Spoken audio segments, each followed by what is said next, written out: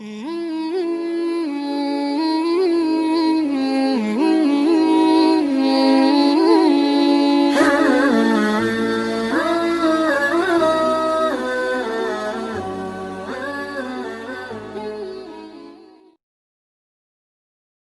kita ini nggak pernah minta upah, ayah kita juga nggak pernah minta upah. Yang penting anaknya bahagia, yang penting anaknya jadi orang soleh. Itu harapannya orang tua. Di kandungan ibunya 9 bulan, kadang nendang sakit,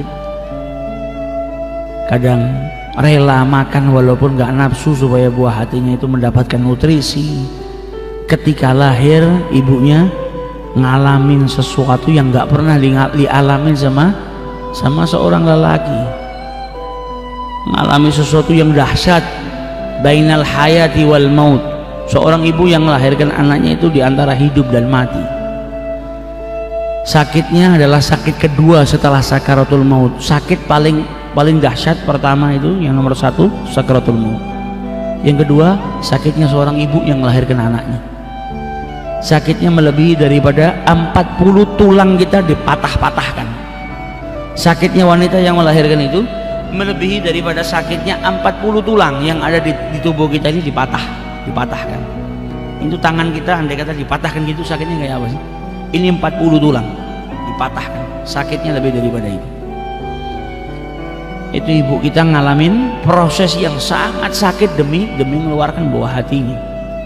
Setelah itu bukan selesai. Tadinya 9 bulan di kandungan, setelah itu belasan tahun dirawat. Rela nggak makan demi anaknya, rela nggak tidur demi anaknya. Belum lagi ngeluarin kotoran, dicebokin sama orang tuanya, dimandiin. Tapi ada seorang anak yang malah orang tuanya di waktu tua kencing mau nyebokin jijik. Orang tuanya di masa tua sudah nggak bisa mandi sendiri, kemudian anaknya malas untuk memandikan kedua orang tuanya, padahal di masa kecil belasan tahun. Belum tentu orang tua yang nggak bisa mandi sendiri, nggak bisa cebok sendiri itu anaknya akan merawat belasan tahun seperti dia ngerawat, seperti dia dirawat sama orang tuanya. Ini semua kan dihisab sama Allah Subhanahu wa Ta'ala. Ada yang ketika ditanya sama orang tuanya, mungkin orang tuanya sudah agak pikun sehingga pertanyaannya berulang-ulang, marah.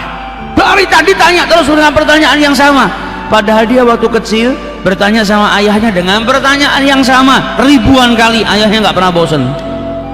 Setiap melihat sesuatu, Pak ini apa? Dijawab sama bapaknya. Besok nak ketemu lagi nanya, Pak ini apa? Dijawab lagi sama bapaknya, dalam keadaan senyum dan senang. Berharap anaknya selalu bertanya, ayo tanya, saya kasih jawaban supaya engkau tambah pintar. Orang tuanya di masa tua tanya 2-3 kali dia sudah marah. Ini akan dihisab sama Allah. Engkau ngangkat suara, orang tuamu terkejut dengan suaramu yang keras sampai nyakitkan hatinya, arsy-Nya Allah bergoncang. Jangan harap sholatmu diterima sama Allah, jangan harap sedekahmu diterima sama Allah.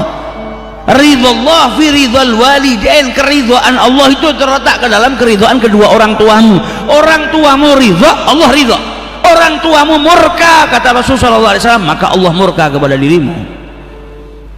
Itu sudah sunnatullah, sudah diikat sama Allah Subhanahu wa Ta'ala. Siapa yang ingin tahu dirinya saat itu dia dimurkai sama Allah atau diridhoi sama Allah, lihat bagaimana orang tuanya. Kalau orang tuanya ridha sama dia, berarti saat itu Allah sudah ridha. Kalau orang tuanya murka sama dia, berarti saat itu Allah sudah murka. Maka jangan keluar dari rumah tanpa keridhaan kedua orang tua, bahaya. Berarti kita keluar dari rumah, Allah Subhanahu wa Ta'ala sedang murka sama kita. Nah kalau di jalan kita mati, berarti kita mati dalam keadaan dimurkai sama Allah Subhanahu wa Ta'ala. Jangan sampai kita berbuat sesuatu yang mendatangkan kemurkaan orang tua.